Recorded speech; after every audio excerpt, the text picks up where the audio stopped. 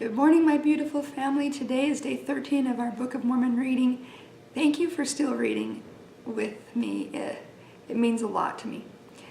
Today we're going to be reading Nephi's answer to Laman and Lemuel's question about what is meant by the grafting in of the natural branches of the olive tree.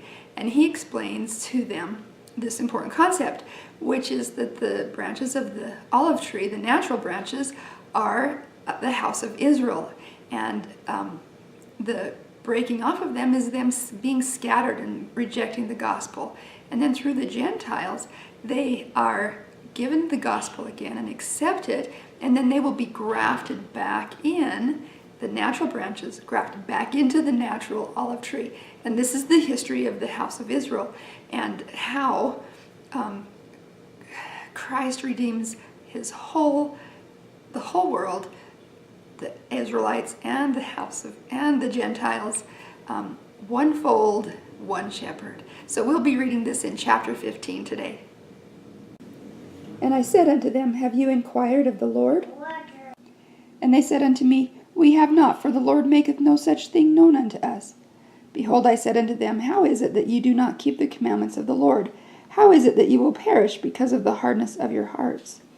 Do you not remember the things which the Lord hath said? If ye will not harden your hearts and ask in faith, believing that ye receive with diligence in keeping my commandments, surely these things shall be made known unto you.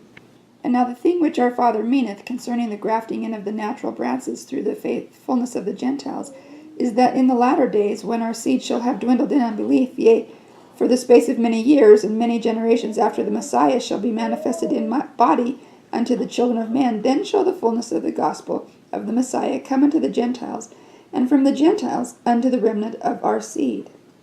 And at that day shall the remnant of our seed know that they are of the house of Israel, and that they are the covenant people of the Lord. And then shall they know and come to the knowledge of their forefathers, and also to the knowledge of the gospel of their Redeemer, which was ministered unto their fathers by him.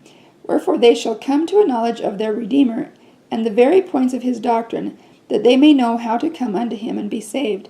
And then at that day will they not rejoice and give praise unto their everlasting God, their rock and their salvation? Yea, at that day will they not receive the strength and nourishment from the true vine? Yea, will they not come unto the true fold of God? Behold, I say unto you, yea, they shall be remembered again among the house of Israel. They shall be grafted in, being a natural branch of the olive tree, into the true olive tree. And this is what our Father meaneth, and he meaneth that it will not come to pass until after they are scattered by the Gentiles. And he meaneth that it shall come by way of the Gentiles, that the Lord may show his power unto the Gentiles for the very cause that he shall be rejected of the Jews, or of the house of Israel.